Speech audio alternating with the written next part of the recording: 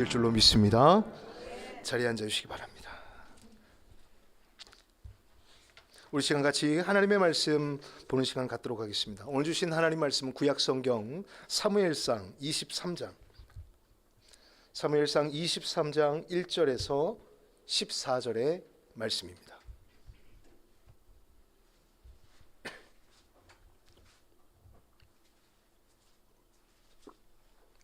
사무엘상 23장 1절에서 14절 제가 읽고 여러분 마지막 14절의 말씀을 함께 읽어주시면 되겠습니다. 좀 빠르게 읽겠습니다. 사람들이 다윗에게 전하여 이르되 보소서 블레셋 사람이 그일라를 쳐서 그 타작 마당을 탈취하더이다 하니 이에 다윗이 여호와께 묻자와 이르되 내가 가서 이 블레셋 사람들을 치리이까?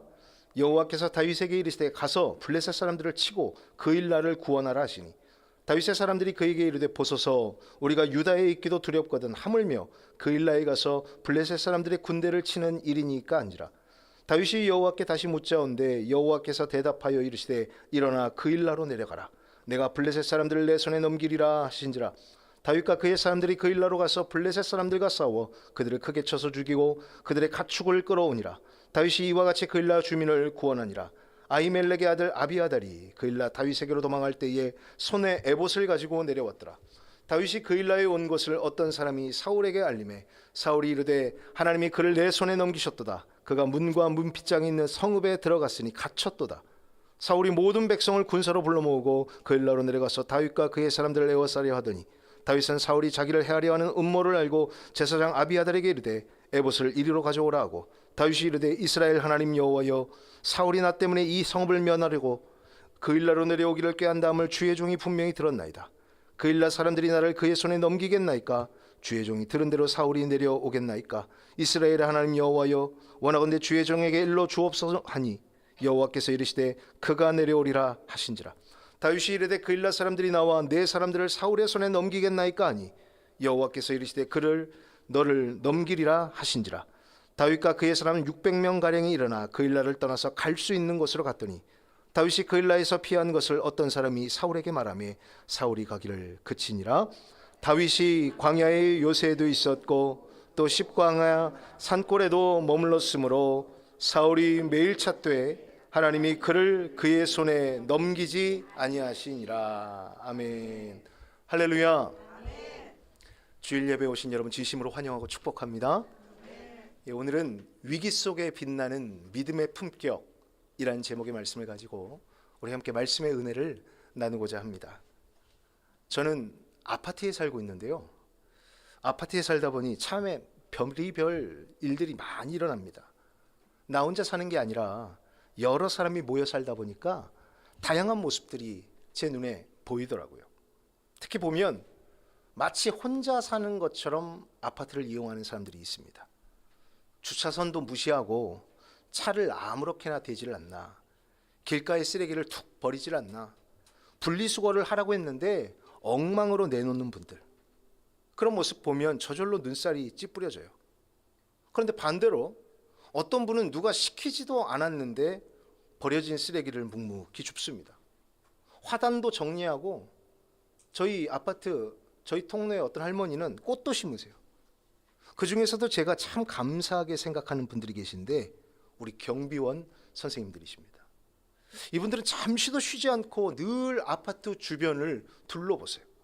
아파트 구석구석을 내 집처럼 관리하시죠. 자기 직무를 정말 성실하게 감당하는 것입니다. 그 상반된 모습들을 제가 쭉 보면서 가끔 이런 생각이 들어요. 도대체 누가 아파트 주인이지? 누가 진짜 이 아파트를 자기 집처럼 아끼는 것일까라는 생각이 드는 것입니다. 법적으로 등기부 등본에 이름이 올라간 사람이 주인입니까?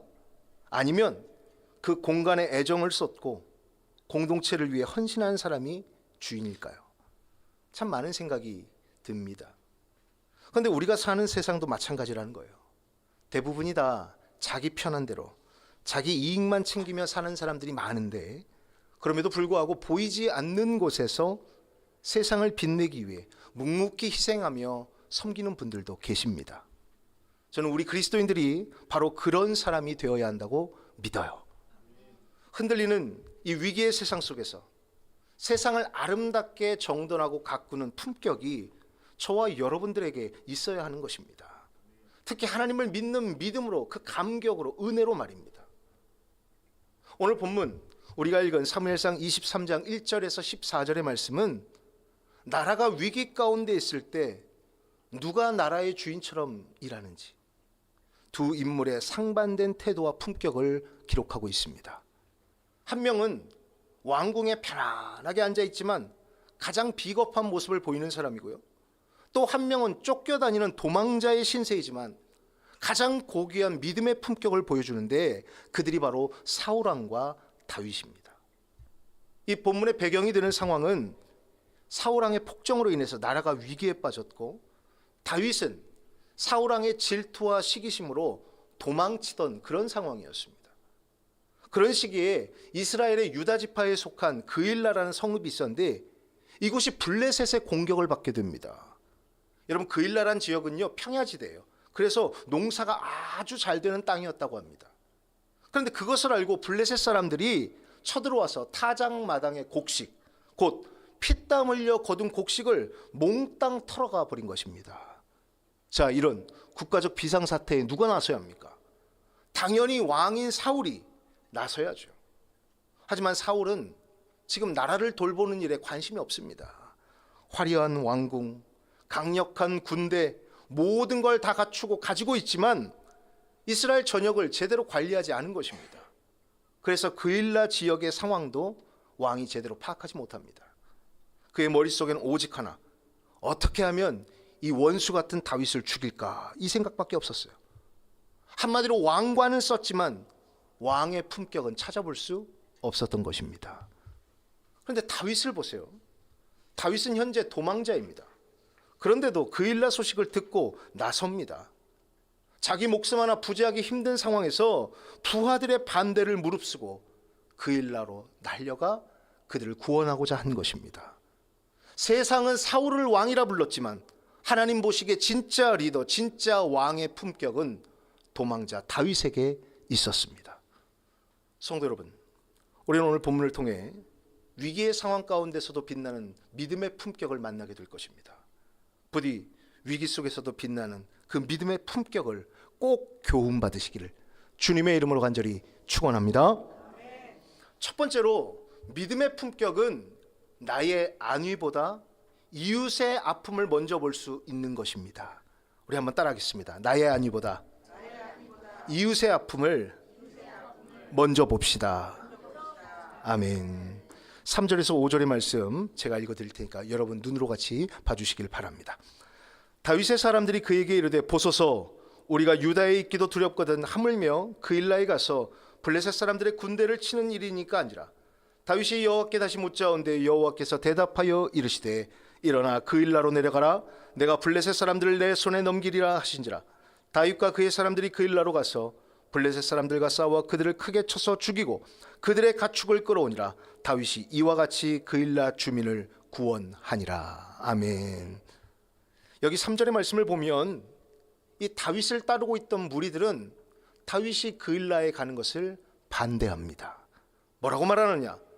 우리가 지금 유다에 있는 것도 두렵거든 하물며 그일라까지 가서 블레셋 사람들의 군대를 치는 일이니까 라고 말하는 거예요. 쉽게 말하면 이런 겁니다. 다윗 대장님, 지금 우리 코가 석자입니다. 지금 유다 땅에서 도망 다니라 우리 몸 하나 건사하기 힘든데 무슨 남을 돕습니까? 우리가 움직이면 사울왕한테 들키는데 무슨 블레셋과 전쟁입니까? 라는 것입니다. 그들이 반대한 이유는 분명합니다. 지금 다윗은 사울왕에게 쫓기는 몸이었어요. 그런 상황 가운데 그일라 지역을 위해 다윗이 나서서 싸운다는 것은 만천하에 자신의 위치를 알리는 것과 같습니다. 언제 어떻게 사울왕이 이 소식이 들어갈지 모르기 때문입니다. 더군다나 지금 다윗을 따르는 무리들은 엘리트 군인들이 아닙니다. 다윗이 아둘람굴에 숨어 있을 때 찾아온 자들인데 사울왕의 폭정 속에 환난을 당하고 마음의 상처를 입은 소위 말해 사회 경쟁에서 밀려난 패자들만 모여 있습니다. 그런 그들이 다윗을 지금 말리는 거예요. 싸우면 안 된다. 나서지 마십시오. 그러나 다윗은 자신의 안위를 먼저 생각하지 않습니다. 자신의 안위보다 고통당하고 있는 이웃 그일라의 아픔을 먼저 바라본 것이에요. 타작마당이 황폐화되고 모든 걸 다 빼앗기고 주민들이 학살당하며 백성들의 터전이 잿더미로 변한 것을 보고 다윗은 가만히 있을 수가 없었습니다. 그리고 고난의 현장인 그일라로 달려간 것입니다. 여러분, 보통의 사람들은 자기 인생에 위기가 생기면 자신의 생존을 먼저 생각합니다. 여러분, 그게 인간의 본능이에요. 내 배가 고프고 내 상황이 어려우면 남의 어려움 바라보지 않습니다. 하지만 다윗은 달랐습니다. 그는 지금 쫓기는 신세였지만 자신의 어려움보다 민족의 어려움을 먼저 보았습니다. 자신의 생존보다 민족의 구원을 먼저 생각한 것입니다. 여러분, 이것이야말로 책임감이자 주인의식, 더 나아가 하나님을 믿는 자의 품격이 아닐까요? 여러분, 믿음의 품격은 여러분이 여유 있을 때 드러나는 게 아닙니다. 여러분이 가장 힘들 때, 그 사람이 진짜 그릇은 그때 나타납니다. 내가 좀 살만해지면 봉사할게요. 내 상황이 좀 풀리면 그때 한번 열심히 해보겠습니다. 아니요, 여러분, 그렇지 않습니다. 오늘 본문을 보십시오. 다윗과 다윗을 따르는 사람들은 역경 그 자체에 있던 사람들이었습니다. 한마디로 상처 입은 사람들이었어요. 다윗이 사울왕에게 상처를 입었고 다윗을 찾아온 무리들도 사울왕이나 나라에게 버림을 받은 사람이었습니다. 다윗이 그런 사람을 품었고 이제는 그 상처 입은 사람들과 함께 또 다른 어려움을 겪고 있는 그일라를 향해 나아간 것입니다. 저는 이들을 상처 입은 치유자라 부르고 싶습니다. 내 상처가 비록 존재하지만 누군가의 상처를 보고 그를 치유하기 위해 자신을 내던질 수 있는 것, 여러분, 그것이야말로 예수의 정신이요, 예수님을 믿는 믿음의 고백인 것입니다. 성도 여러분, 하나님은 상처 입은 사람들을 모으셔서 세상을 구원하십니다. 부족한 사람들을 통해서 위대한 일을 일으켜 가십니다. 그것이 바로 오늘 본문의 다윗의 군대이자 오늘 우리가 걸어가야 할 길인 것입니다. 이순신 장군 잘 아시죠? 임진왜란 때 모함으로 파면당하고 계급장 하나 없는 백의 종군의 신세가 되었습니다. 백의 종군, 곧 벼슬을 빼앗긴 사람이 흰옷을 입고 평민처럼, 평졸처럼 군대에 다시 복무하는 것을 의미합니다. 얼마나 억울합니까? 피가 거꾸로 솟는 분노일 것입니다. 몸은 고문으로 만신창이요, 목숨을 바쳐 충성한 나라는 자신을 오히려 버렸습니다. 하지만 외적이 쳐들어오자 그는 자신의 억울함이나 처지를 비관하지 않습니다. 그저 나라를 구하는데 계급이 무슨 상관이냐며 가장 먼저 전장으로 나아가는 충성을 보인 것입니다. 여러분, 이것이 바로 영웅의 품격이에요. 그런데 여러분은 어떻습니까? 조금만 힘들어도 시야가 좁아집니다. 내 사업이 힘들어서, 내 건강이 안 좋아서, 우리 애들 문제가 더 시급해서, 그러면서 여러분 상황의 감옥에 갇혀버립니다. 스스로 자신을 가둬요. 물론 힘드시죠. 네, 압니다. 하지만 하나님은 우리 그리스도인들이 위기의 상황 가운데 비굴해지거나 이기적으로 변하는 것을 원하지 않으십니다. 세상은 내가 살아야 남도 있지라고 가르치지만 오늘 본문을 통해 우리에게 깨달음을 주시는 하나님은 그와 정반대로 말씀하십니다. 너희가 내 백성을 돌보면 내가 너를 돌보리라. 아멘. 이것이 바로 하나님이 우리에게 가르치시는 믿음의 품격인 것입니다. 사랑하는 성도 여러분, 위기 가운데서도 누군가의 눈물을 닦아주는 희생과 사랑, 그것이 그리스도인의 품격입니다. 지금 여러분의 시선이 어디를 향하고 있습니까?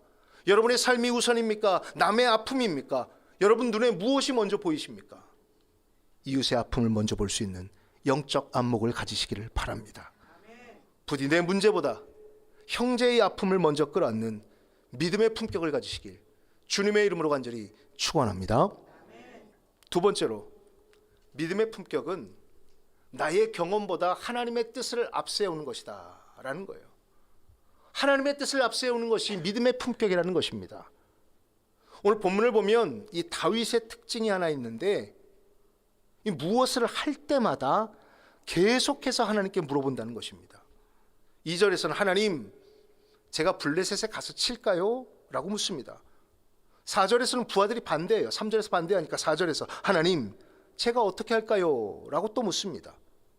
그리고 나중에 사울이 그일라에 쳐들어온다니까 10절 11절에서는 하나님 정말입니까? 제가 어떻게 해야 합니까? 라고 물어요. 정말 끊임없이 묻습니다. 여러분, 다급하면 사람은요 본능적으로 움직이게 되어 있습니다. 내 경험, 내 직감대로 하려고 하죠. 그런데 다윗은 그 급박한 순간에 멈춰 섭니다. 그리고 하나님께 묻는 것입니다. 전쟁을 앞두고도 묻고 반대에 부딪혀도 묻고 도망가야 하는지도 하나님께 묻습니다.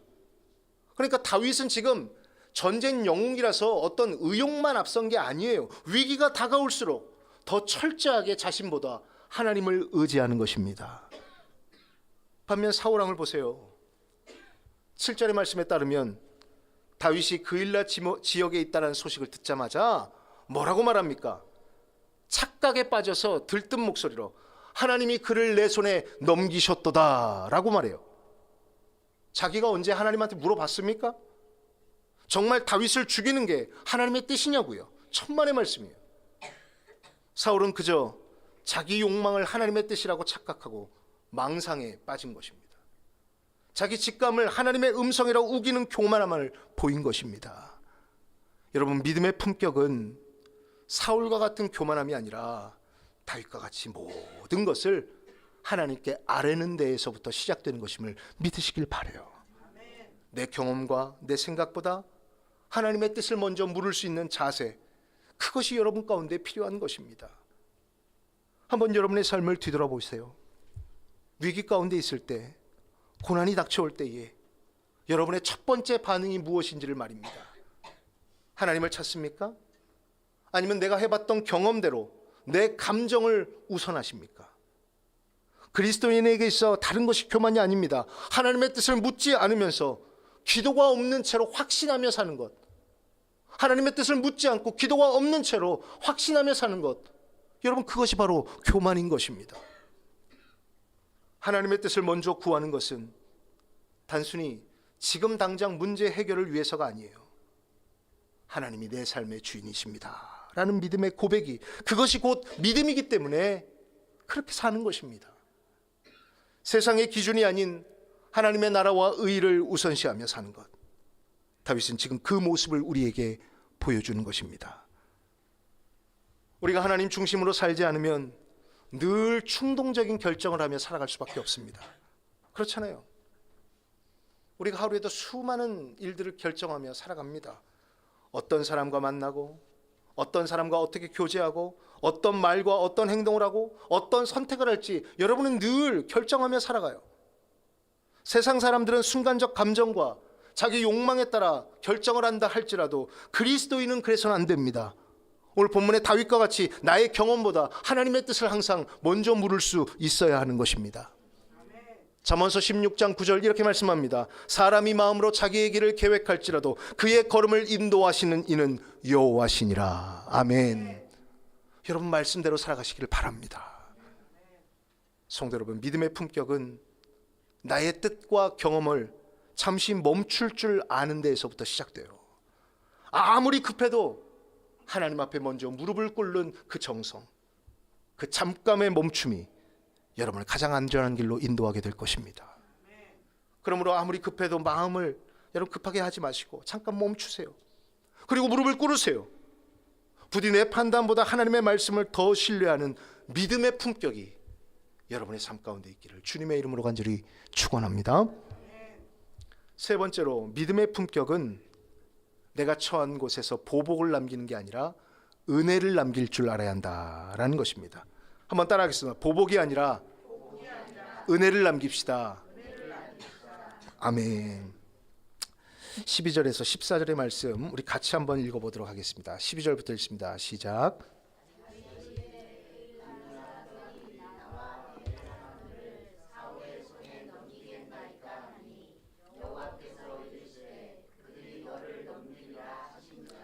다윗과 그의 사람 600명 가량이 일어나 그일라를 떠나서 갈 수 있는 곳으로 갔더니 다윗이 그일라에서 피한 것을 어떤 사람이 사울에게 말하매 사울이 가기를 그치니라. 다윗이 광야의 요새에도 있었고 또 십광야 산골에도 머물렀으므로 사울이 매일 찾되 하나님이 그를 그의 손에 넘기지 아니하시니라. 아멘. 자, 여기 말씀을 보면 앞으로 자신이 어떻게 해야 하는지를 하나님께 묻는 다윗의 모습이 그려지고 있습니다. 다윗은 그일라 지역의 아픔을 공감하고 위험을 무릅쓰고 블레셋과 싸워 이김으로 그들을 구원했어요. 그런데 그런 다윗에게 돌아온 것은 어떤 감사패나 공로패가 아니라 그일라의 배신이었습니다. 누군가 다윗이 그일라에 있다라고 왕에게 밀고 한 것이에요. 본문에 보면 주어가 특정되어 있지 않으므로 그게 누군지는 알 수 없으나 중요한 것은 그일라라는 성읍 안에 다윗이 있다라는 정보가 새어나간 것입니다. 여러분, 다윗의 입장에서 보면요, 이건 천인공노할 일이에요. 위기에 빠진 그일라를 목숨 걸고 구해 주었는데 그들이 은혜를 원수로 지금 갚은 것입니다. 물론 이해가 가는 부분도 있습니다. 바로 얼마 전에 놉당의 제사장 85명이 다윗을 도왔다는 이유로 사울왕에게 미움을 사 몰살당했거든요. 여러분 모르죠? 새벽기도 나오면 다 들었어요. 아마 그 소식을 들은 그일라 사람들도 무서웠겠죠. 야, 우리도 이러다 다윗과 함께 있다가 다 죽는 거 아니야? 라는 생각이 들었을 것입니다. 이 공포심 때문에 은인인 다윗을 팔아넘긴 것입니다. 그러니 정말 다윗 입장에서는 기가 막힐 노릇 아닙니까? 피가 거꾸로 솟을 일입니다. 내가 너희를 어떻게 구했는데 어떻게 은혜를 원수로 합니? 하면서 당장 보복해도 그일라는 할 말이 없어요. 그런데 다윗이 어떻게 합니까? 13절의 말씀을 보세요. 다윗과 그의 사람들이 일어나 그일라를 떠나서 갈 수 있는 곳으로 갔더니. 아멘. 그냥 조용히 떠납니다. 보복하지 않습니다. 배신자를 따지지 않습니다. 억울하지만 그 억울함을 하나님의 손에 맡기고 배신의 땅에 복수의 피를 뿌린 것이 아니라 은혜만을 남기고 떠난 것입니다. 그렇습니다. 우리 그리스도인들은 세상 가운데 살아가면서 예수 믿는다는 이유로 때론 어려움을 겪고 때론 오해도 받고 억울할 때도 있지만 맞대응이 아니라 은혜를 남길 수 있는 자들이 되어야 하는 것입니다. 인도에 가보면 샌달우드라는 나무가 있다고 해요. 이 나무는요, 향이 엄청 깊고 진해서 최고급 향료로 쓰이는데 그 특징을 이렇게 말합니다. 샌달우드는 자기를 찍어 넘어뜨리는 도끼 날에도 좋은 향기를 묻혀줍니다 라고 나와 있어요. 얼마나 그 향이 강한지 자기를 찍어 넘어뜨리는 도끼 날에도 향기가 묻어 있다는 것입니다. 본문에 나오는 다윗이 샌달우드 같지 않습니까? 그일라라고 하는 배신이란 도끼로 자신을 넘어뜨리려 했지만 거기에 복수의 피를 묻힌 것이 아니라 그들을 구하는 구원의 향기만을 남기고 조용히 떠난 것입니다. 여러분, 믿음의 품격은 보복이 아니라 은혜를 남기는 것입니다. 세상은 당한 만큼 갚아준 것이 이치라고 말하지만 오히려 보복은 여러분의 마음을 지옥으로 만들 뿐입니다. 하지만 그리스도인들은 주님께 받은 구원의 은혜를 믿기에 내가 자리한 모든 곳에 은혜를 남길 수 있는 사람들이 되어야 하는 것입니다.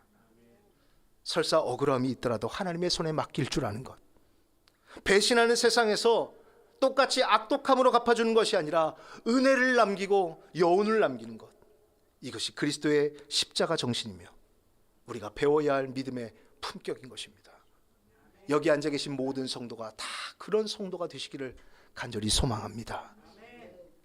이제 말씀을 정리해 보고자 합니다. 오늘 본문에서 다윗은 위기의 상황 가운데서 믿음의 품격을 제대로 보여주었습니다. 나의 안위보다 이웃의 아픔을 먼저 생각하는 사람, 내 경험보다 하나님의 뜻을 먼저 묻는 겸손함, 그리고 배신 앞에서도 보복이 아닌 은혜를 남기는 구별된 거룩함. 다윗은 겉으로 초라한 도망자였지만 그의 삶은 그 누구보다 빛나는 왕 같은 삶이었습니다. 사랑하는 성도 여러분, 세상이 힘들고 각박할수록 저와 여러분의 믿음이 빛나기를 소망합니다. 부디 세상 어디에서나 예수님의 향기를 남기는 품격 있는 그리스도인들이 다 되시기를 주님의 이름으로 간절히 축원합니다. 우리 같이 기도하겠습니다. 우리 은혜 받은